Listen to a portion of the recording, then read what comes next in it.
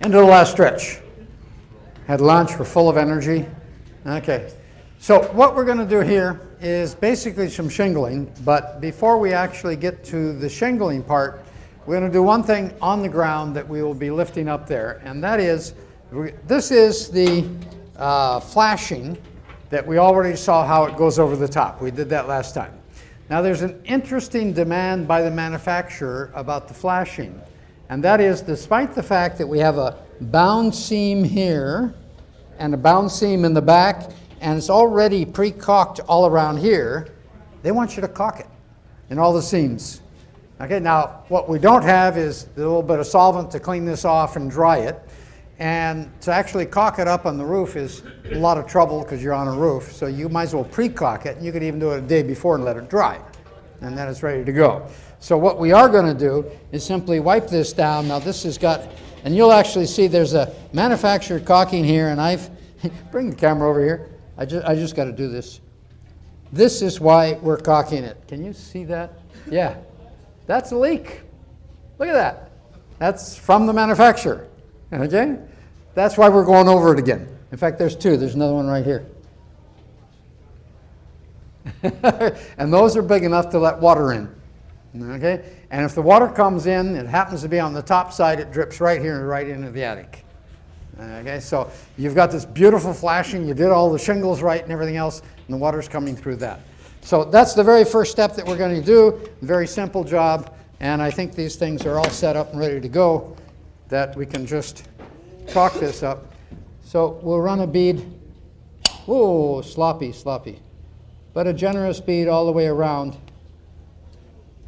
So that'll be the very, whoop, now I could hear a pop of air coming out, which meant that I missed it here. I'm not really too worried if this gets a little sloppy, particularly because since it's transparent, you're not going to see it from the ground.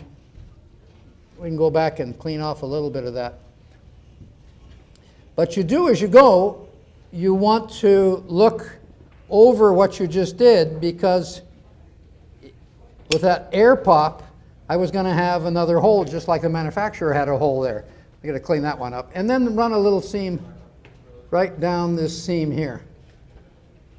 Theoretically, that doesn't leak.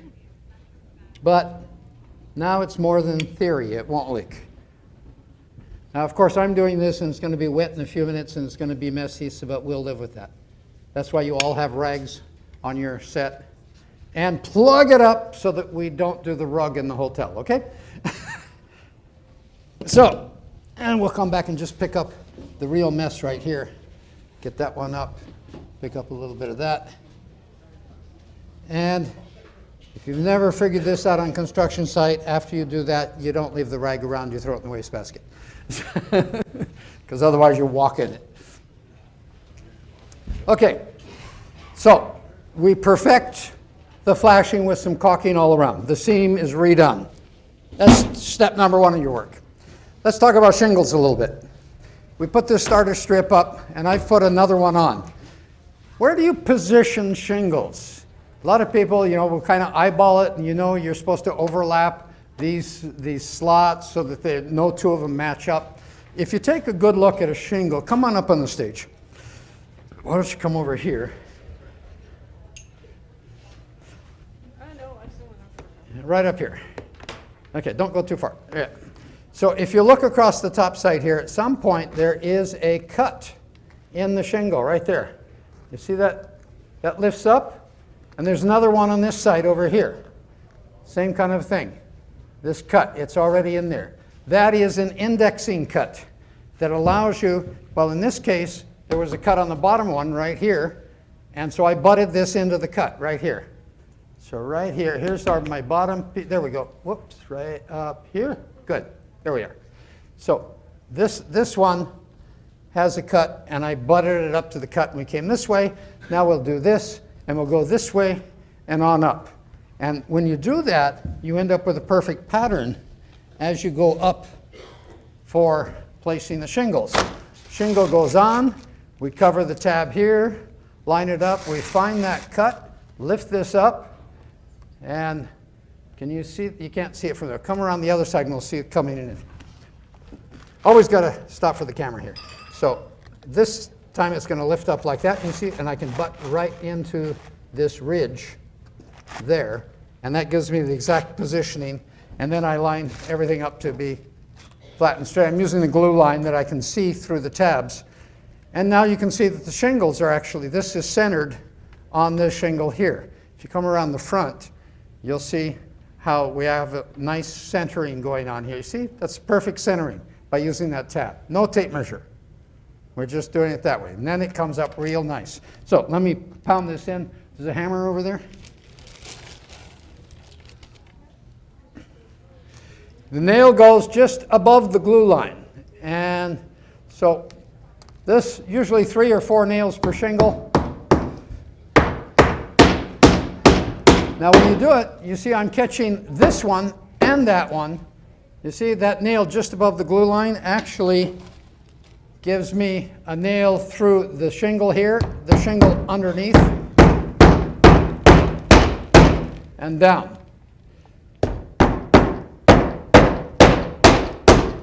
Okay? Now I should have another shingle here. We're getting a drop off. We're going to just cheat and go back and forth because we're being cheap on shingles. Okay? What really is going on here is that this nail here, or you can see one, here we go. You see that nail here. This nail is holding this shingle down. The glue is right next to it. This gets glued down, so that nail is also holding this shingle down because the nail is right next to the glue.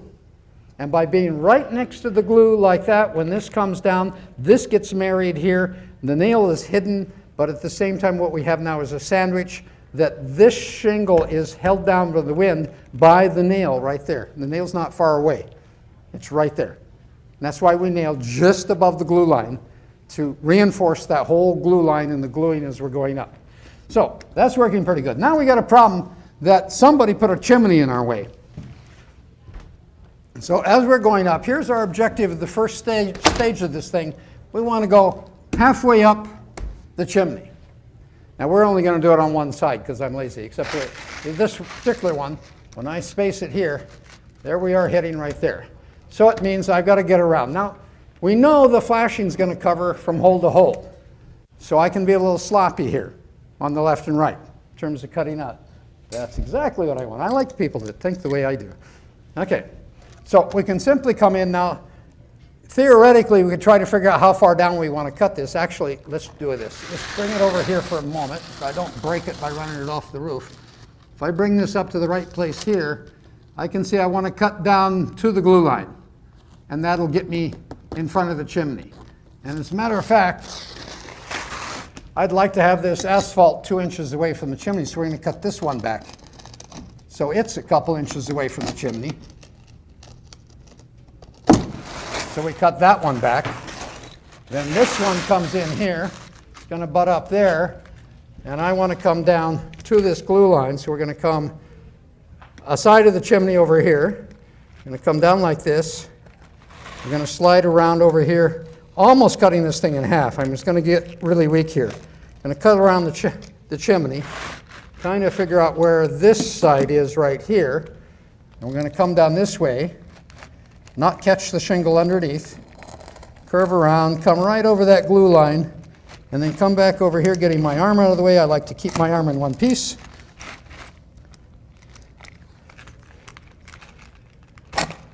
Okay, so now be careful. This is a very weak shingle at this point, so we have to be gentle with it, and we'll line it up with the glue. And you see what we've created is a nice spacing here. I can even come back and trim that a little more after it's nailed down. The tab over here is in the right place. Our glue is there, and we're straightened out. So if you watch all those things, you can keep that straight as you're going down. And now let's, for one like this, you might need extra nails because the shingle itself doesn't have strength across that hole. So we'll put a couple in up here.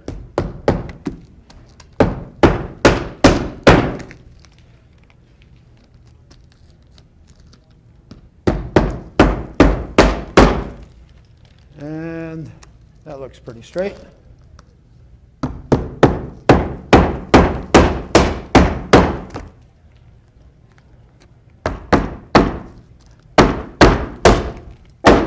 Okay. Now again, this is falling down because I don't have a shingle there. We should have a shingle running over that way. But you see the tab spacing is looking good from the front. So that's starting to look like a proper roof. I don't have 2 inches of space here, so I'm going to make 2 inches. I don't really want to cut that thing in half there. So we'll come down here and just cut that out a bit like that. So I got some spacing away from the chimney. Okay? So that's what goes on first. Then this comes up and goes on the other way. If I'm not mistaken. Yeah. Big side's on this side.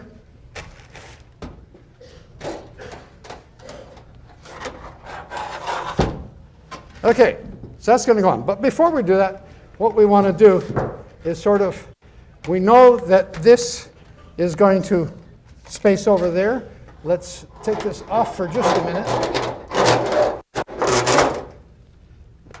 Hold on to that.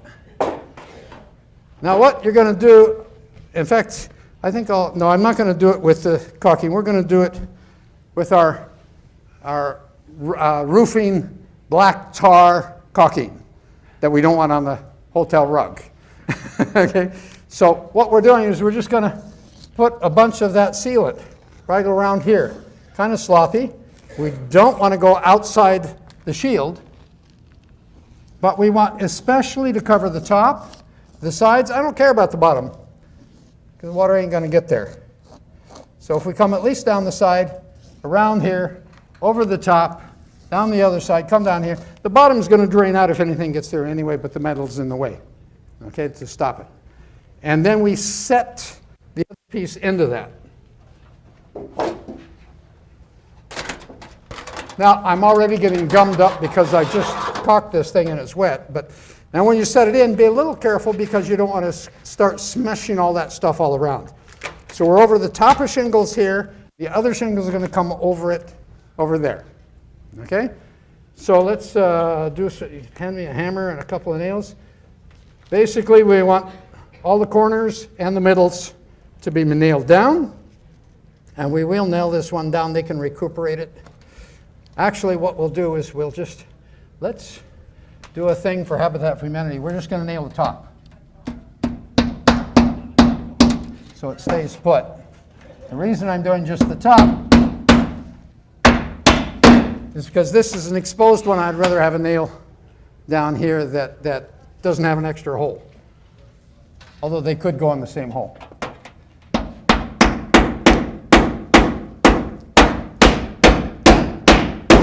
So theoretically, this gets all the corners and the middles nailed down, okay, into that caulking that I just put on there. So that's sealed on that side. Now we're ready to keep on going up. So let's see if we can take another shingle, and we're just going to, if we're going to be coming along here, what's this going to look like? You want to walk over to the other side and hold it for me? So now we're going to have to, now if we have a real roof here, it's easy to line it up. So I'm going to have to eyeball this. This is going to need to come out to there and up to there, okay? So let's cut this thing off here, get rid of it. And then what we want to do is as nice a job as you can of coming along and cutting this thing out. So generally the way to do that is to do it fairly far away and then work your way back, because there's not a real good science to that. It's an art to get that to fit in and to cover from the top. So we're going to do that, put another one up here, and if you got time, go on over the top. Okay, we got plenty of shingles, so if you want to, if there's time, you can shingle the whole thing. But you're going to work up, respecting this pattern, even though we're no longer on both sides, so that this and this line up. And so cut away a little bit, fit it down, cut away a little bit, fit it down. When you finally get it, nail that down, do it again up on top. Okay? Now, the other things I want to show you here, before we finish the top, is that we're supposed to put a weather collar over the top here. So this thing, which is actually to shed water, and then there's the collar here. Why do we have two collars? Because if I seal that joint, first of all, you see it's a tremendously large joint, but if I were to seal that joint, the chimney would move and break the seal from expansion and contraction. This is large and designed to go up and down, okay? And we're putting this in, there's no fire, so I'm on the down position. So when we put a fire in it, it'll lift and then come back down. The way this goes together, there's these little tabs here that are probably squished. You might have to take a knife or something, slide it in there to be able to slide the tabs in. Tabs slide in like that, and then you can bend them back when they're at the right place. So that goes around the collar here and down. So get this into the right place. There we are. So it comes down and sits over the top. You see it really stands out. It really is just a rain shield standing out like that. Now I've got this so that it's fair. Get it as tight around as so it still slips, but it's pretty tight. That looks like that's pretty good. And then we're going to bend these tabs up. Okay, there's one. The other one needs, oh no, it's going to come. Okay. Then you can force that up and flat. Now you bring this down to where it's sort of sitting without forcing anything, and then you take a magic marker, a real magic marker, okay?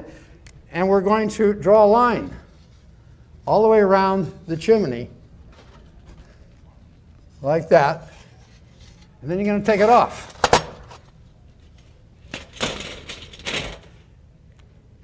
Now, Habitat for Humanity is going to have to clean this chimney off because we are going to caulk this. So then you take some silicone caulking and as best you can, we don't really have the ladders to get up on the top here, so you might not get it perfect. You want to give me some rags? You might not get a perfect thing on the back side just because we can't climb on the roof and do this right. Okay, but so reach over as far as you can on the back side. And what we want is a nice heavy bead of caulking that just covers our magic marker line. But we want it heavy, coming around here.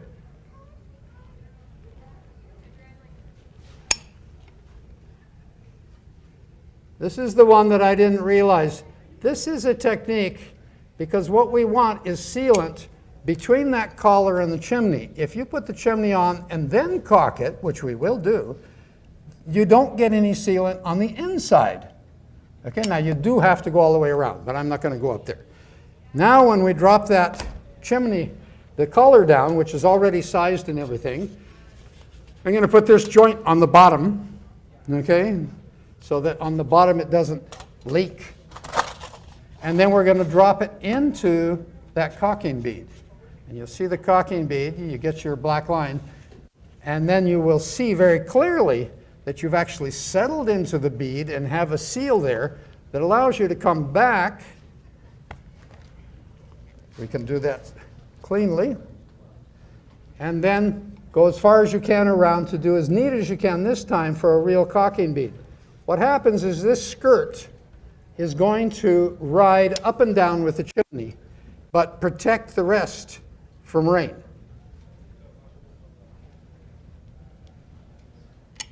Okay, so you go around, you put that in, back your gun off. This is caulking that wants to run all over the floor, so then you wipe it up. You get judged on how much you mess up the floor. Okay. You want to throw that in the bucket before you forget it? Okay, so that's got us set up there so that we've actually got our skirt on. Okay? Now what we want to do is come with the top piece. Oh, just before we do this top piece. By the way, when you open the box, there will be a little bag right here, and we left them all there. You can find them. Otherwise, you'll look all over for this, and they really put that on so you don't lose it. This is the bag to lock this, the nut and bolt to put this together. Okay? Before we do that, and do you have the strap box for the supports? Forgot to tell you I needed to set that up, huh? Well, we don't really want to set it up. We're just going to show you. You're not going to do this. But we want to show you if it goes more than 5 feet above the roof, okay? then it requires lateral supports.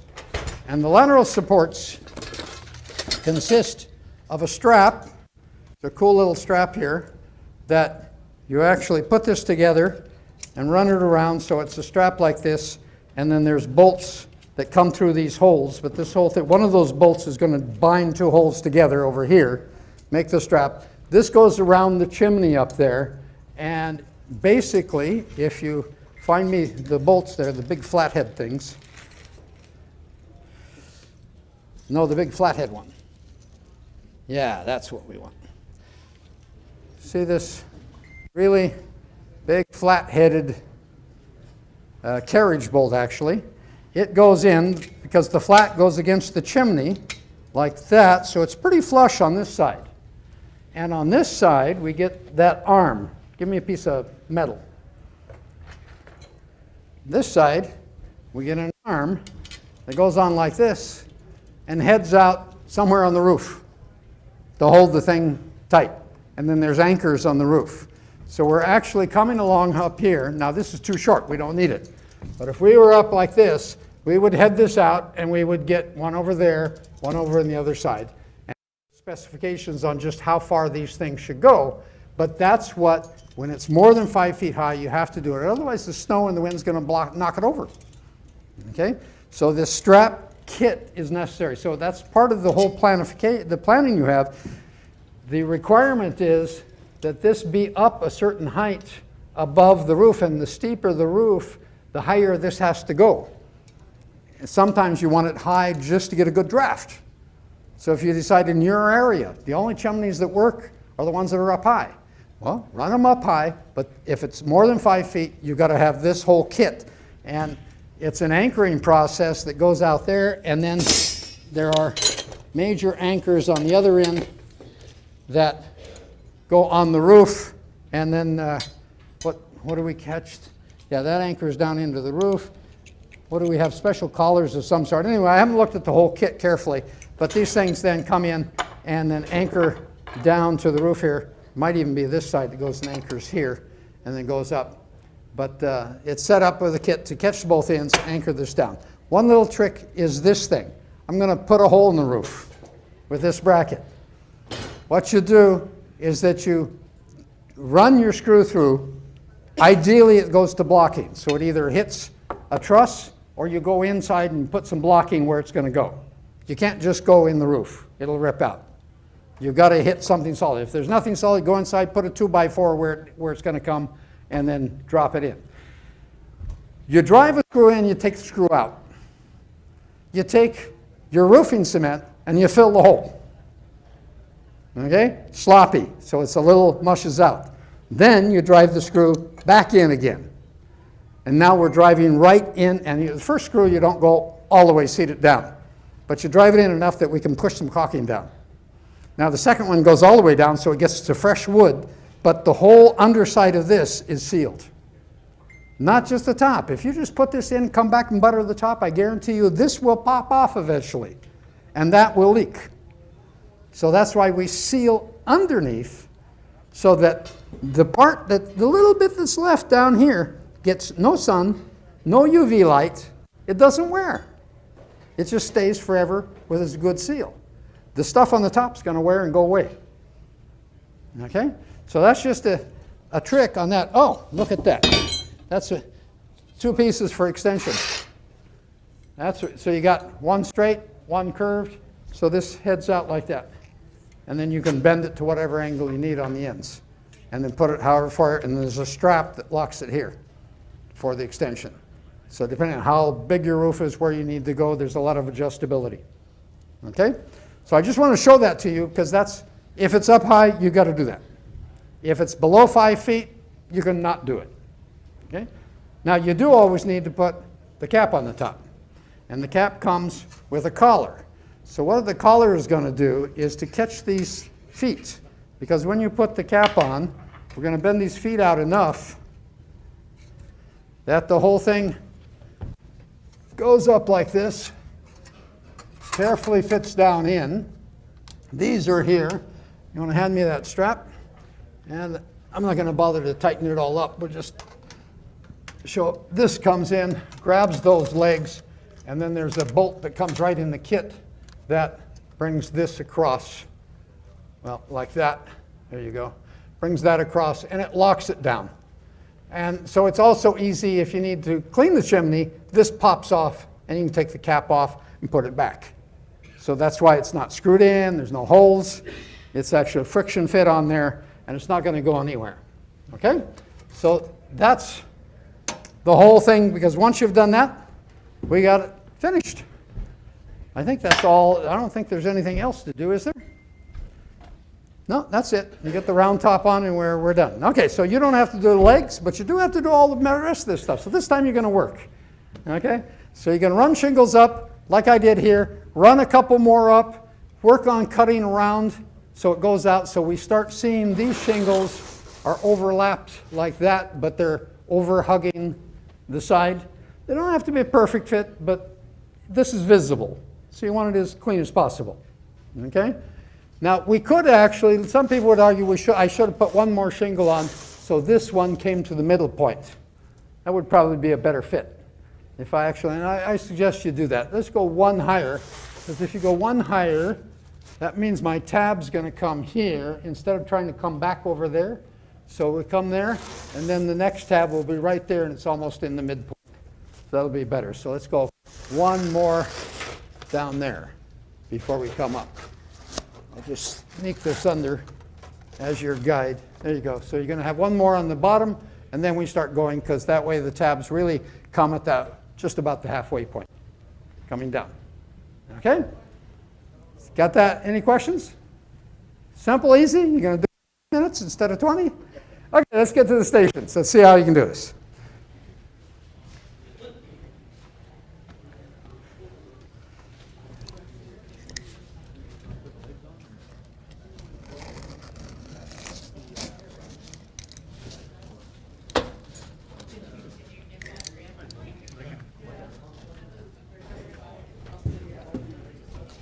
This is yours.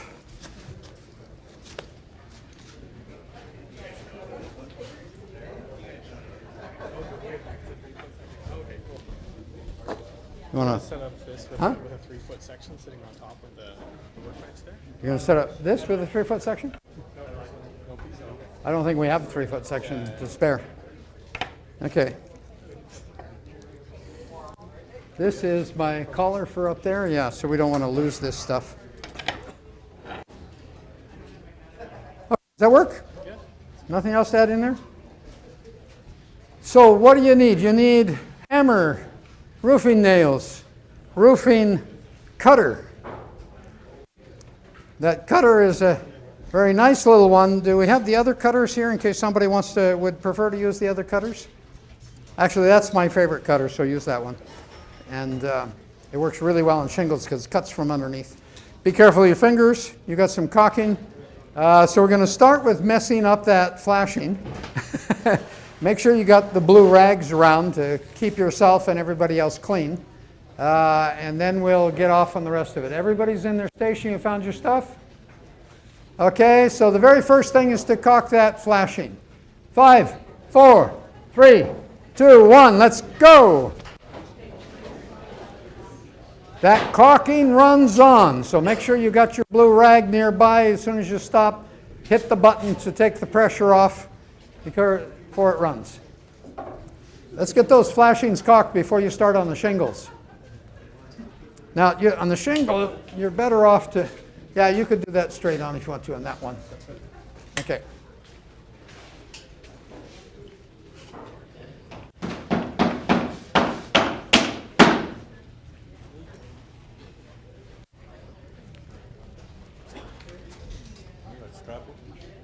That's the strap to hold the cap on.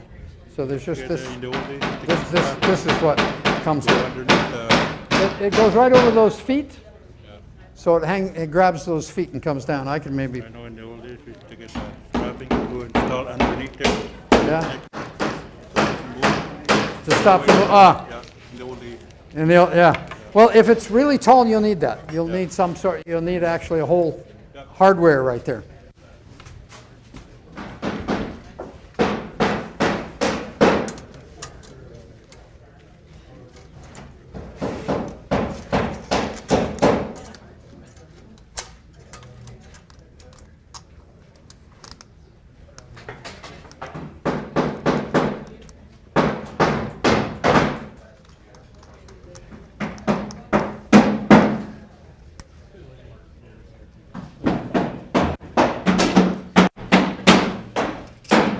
trying to see how that goes? Got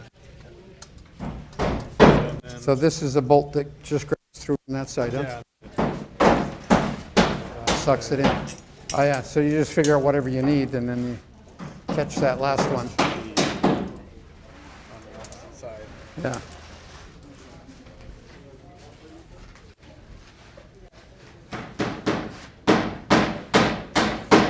You want to get your cap on your caulking, otherwise it's going to go, you know, and pull the handle back. Otherwise we'll have a mess later. What's the wind speeds on that thing? How much can it hold? Yeah, like I just with the winds we're getting nowadays, I just picture that thing just. Well, below 5 feet on principle you don't have a problem, but if you're then you start putting legs on it. The strapping coming down. Above 5 feet they require. No, I meant Phillips the strap that you have up there now. Oh, the strapping, that? I don't think, there's not that much lift. You know, you get a lot of sideways thing, but do you really get that much lift up there? You're always at least a minimum 3 feet above the roof. And so the kick up of the wind it could go, but that can be tightened down pretty tight. And I think there's a bump here. No, not necessarily. So theoretically it could blow up. It could move upwards. Fair enough. Fair enough. Actually, if you wanted to, you could put a little screw in that just into the chimney so as a bump, just as a stop. Yeah, the winds we're getting is changing, huh?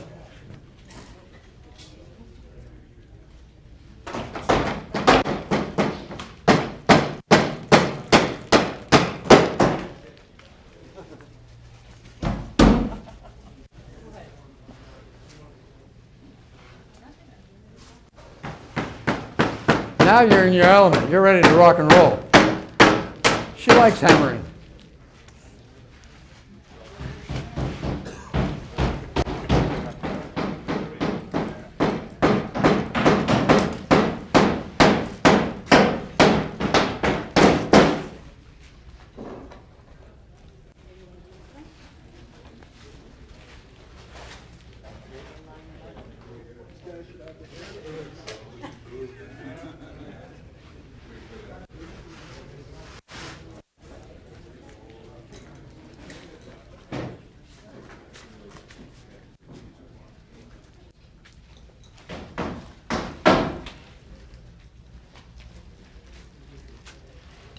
Hold on to it because it's going to get weak now. You need some support here.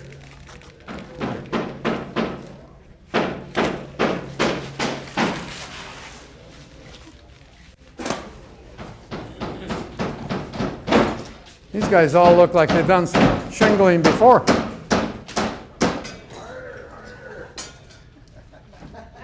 Hey, don't bother them. They're working. They're working. Besides, she's got the hammer, you don't, so it's cool.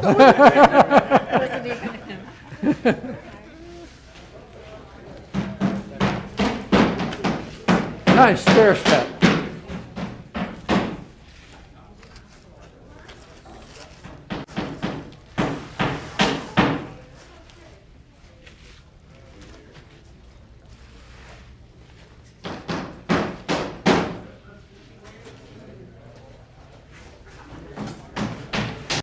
You guys really want to do that, huh?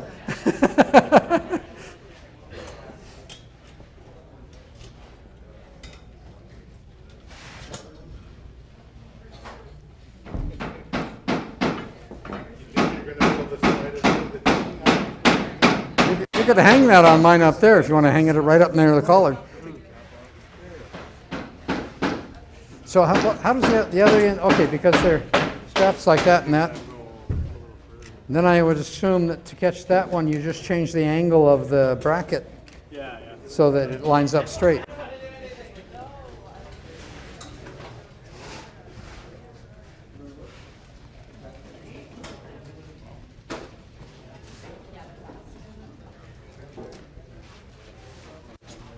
Now let's keep a 2-inch clearance from the chimney. Let's cut those shingles back so I got 2-inch clearance. Remember that chimney's hot. So we want 2 inches away from the asphalt shingles. So you kind of want to follow your hole if the hole was done right. If your hole was really made a proper 2 inches away from the chimney all the way around, you could just follow the hole. Remember, you don't need a lot of shingle in there because it's going to be covered over.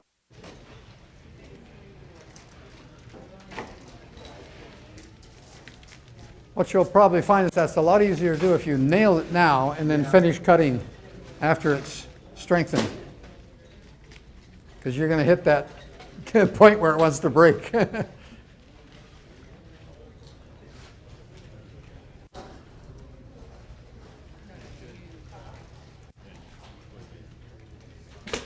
Doing good, ladies. Oh, now these guys got class. Now, don't forget I want a 2-inch clearance here for fire. So later you got to cut that back.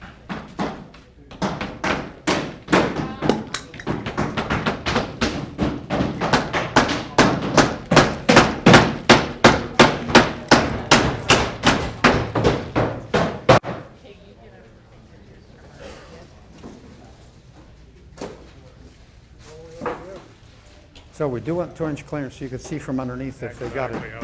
Yeah.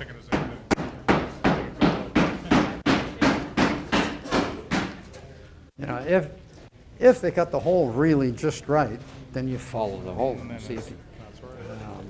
Because you don't really need any shingles where there's no wood. Right.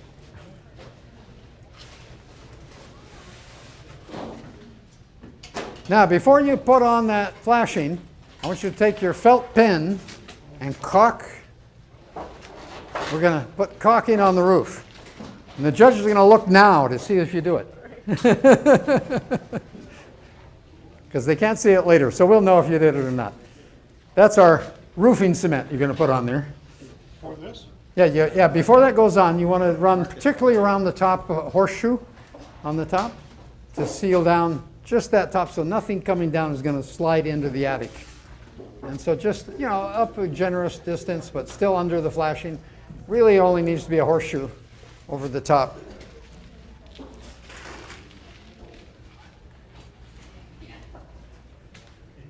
There shouldn't be any water up there because you got shingles, but sometimes there's something else going on in the roof higher up.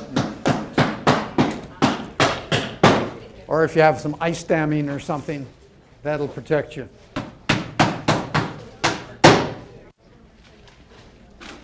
That'll force the water back down over the shingles.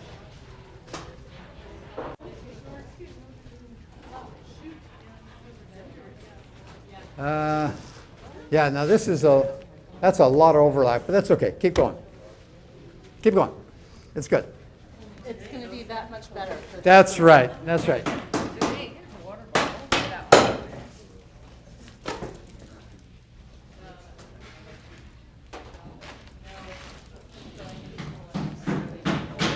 I screwed up. I cut it. We got more shingles. Do you need some more over here? Guys, can we get a couple of shingles for that booth? There's two right there.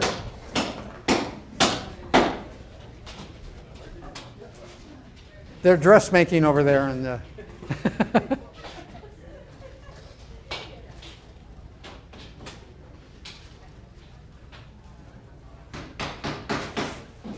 I was in Asia once, and I bought some silk for my wife to make a Susie Wong dress.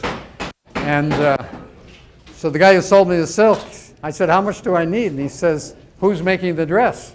I said, "What do you mean, who's making the dress?" He says, "A Chinese person or a white person? If it's a white person, you need 20% more because they don't know how to cut."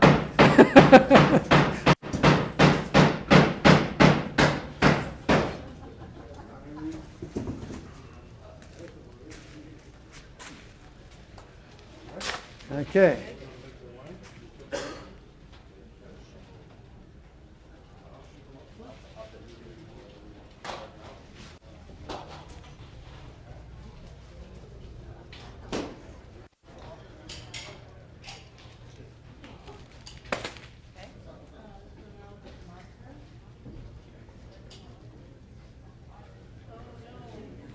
Yeah, that's good. Putting the marker up there. What are they? So we're not actually caulking, we're just pretending it's black marker, right? Yeah, black marker is for the sealant there, because usually we use black gunky roofing cement that we don't want on a hotel rug. And all we need is a horseshoe on the top. It doesn't have to cover the bottom because the water would come out the bottom. So we come around the top. That's good. They got it. That also saves Habitat for Humanity of having to clean off the flashing later. Yes. Pardon? Let's caulk that. Let's caulk that. I want you to see how that squishes in. It's a good lesson to learn, because when you try to seal a joint from outside, you never get the caulking on the inside. When you can actually pre-caulk on the inside and settle into it, it'll piss out a little bit, and then you put a little bit more on the top, and you've actually got a full-bodied seal there that's going to last. Especially since the reality is it's the inside that gets no UV light and lasts for a long time. The one on the outside will eventually deteriorate. All flashing work on a roof is best done between underneath. When you go up there with a whole bunch of plastic cement and you just try to butter things up, it just makes a big mess. And oh, there is one trick. If you do have a lot of that black asphalt stuff trying to seal a hole someplace, wait 2 weeks and then spray paint it with aluminum paint. And what happens is the aluminum paint will stick 2 weeks later, and that'll reflect all the UV light, and the stuff will last 2 years longer.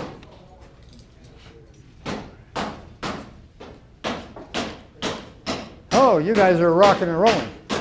You got that little screw in that? Yeah, that you can actually just sort of finger tighten that. Won't bother to nail it down, but yeah, don't lose them. We don't have any extras. Especially since we're in a 3-story building and you just had to go down and find that nut.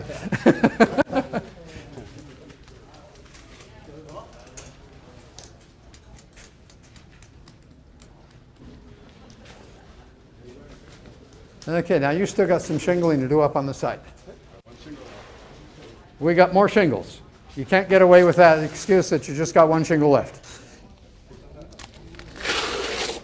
You now got more than one shingle. We got more if you need it.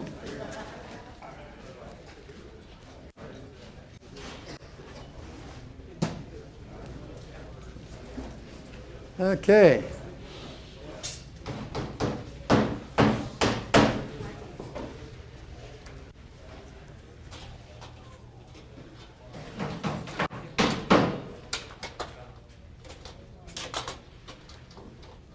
Good. Now, just snug it tight and then see if you can bend back.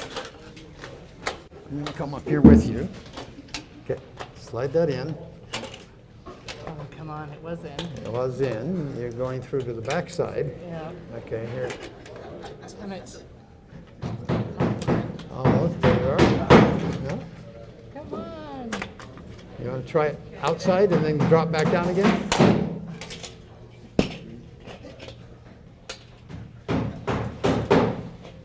No, you got it. Yeah, there's like a bend in it or something. Yeah. That's it. Now you get in there. Good. So push this one down. Yes. Now careful not to lose it. Now slide it together and bend the tab up a little bit. You're not going to make it with those fingernails. So pull it tight. Okay. You got it? Yep. That's enough. Okay. Okay. Slide it. No, go back and take your marker and make a line. So just drop it down gently where it's there. Run your marker around and then caulk. Gently, she just drops it. Gently. Sloom.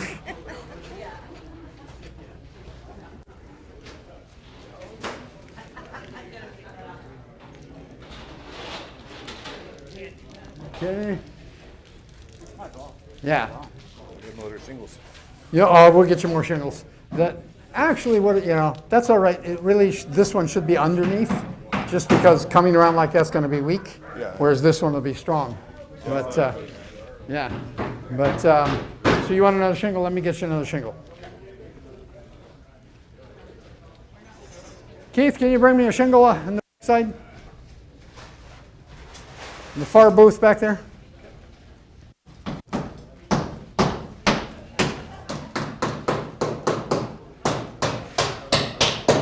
Don't you love working around wet silicone?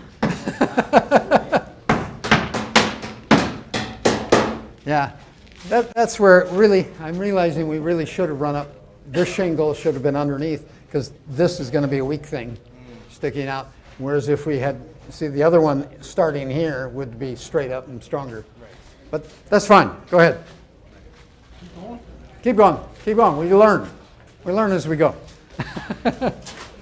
I myself am realizing I needed to go higher. Yeah, you see how that one has a nice, almost full shape to it? Yeah.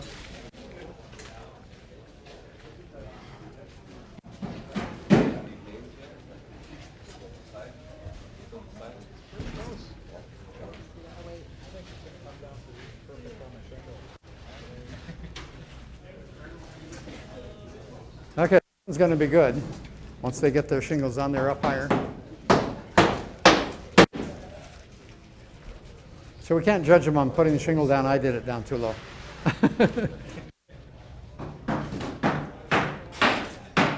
Oh, no, you just have to keep shingling. Good show, good show. Yeah, excellent. I like it. Yeah, that gives us more strength down here instead of having a tab going all the way around. I almost caught it. But I don't jump off roof just to stop it from falling. Yeah, well, and you can keep, I could bring more, you got more shingles here. We got time. As long as we got time, keep going. We got a minute and a half. You got time to do the whole roof. Okay, we got a minute and a half left. This is finally making you work harder. If need be, we'll give you a little extension, but we'll see how we're going. We got one almost done here. So we'll keep going. Just so that we get these things pretty well finished, let's add 5 minutes to that timing when you get to the end. We're getting close there, but with 5 minutes we can get everybody through. So when you go over the end, let's add 5. Okay? I don't think we'll need all the 5, but. Okay, that's.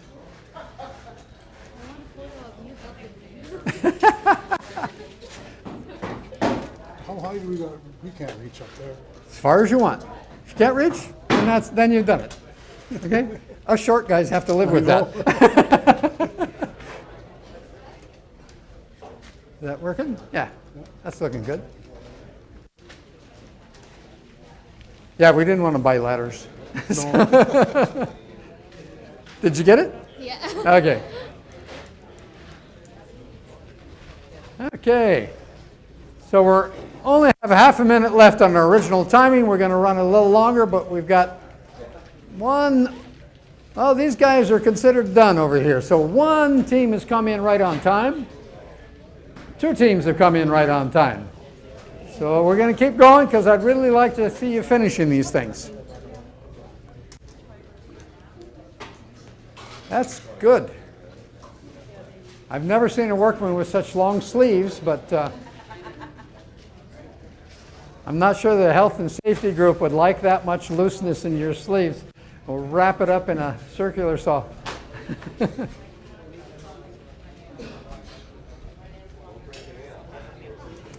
Now when we look at this one over here, you see the flashing sticking out. That's because we didn't want to nail it down, but if it had nailed down, that would be looking pretty good.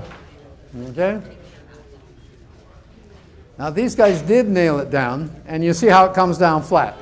It's just habitat of humanity is going to have holes in the bottom they'll have to deal with. Then it looks nailed. No? It's a marker? From a distance, I couldn't tell the difference. Well, actually, that's very good, but it actually is sitting pretty flat. Okay, this side's up. Okay. Optical illusion. Good shot. Yes. Detail. They can fool a blind old man.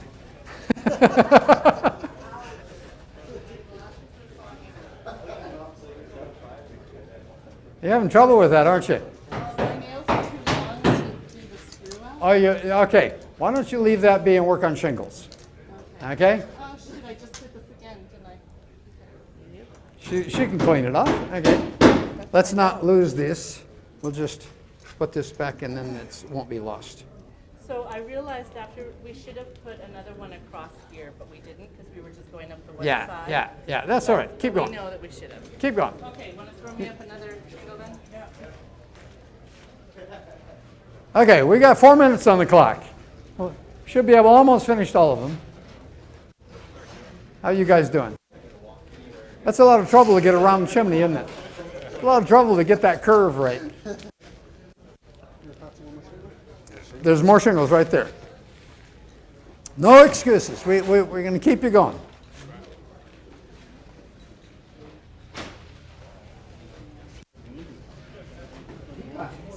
From this morning. Oh, he's even found a screwdriver and tightened that down. The guy brought his own screwdriver with him.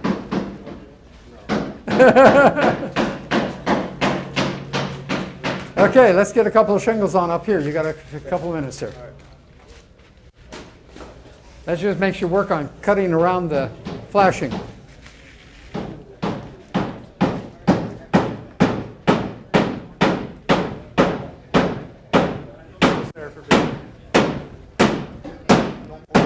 Huh? Don't Poke your eye out. Oh, okay. Oh, that's why you put the tubes there. Okay. I'm too short. Oh, that's cool. That's cool.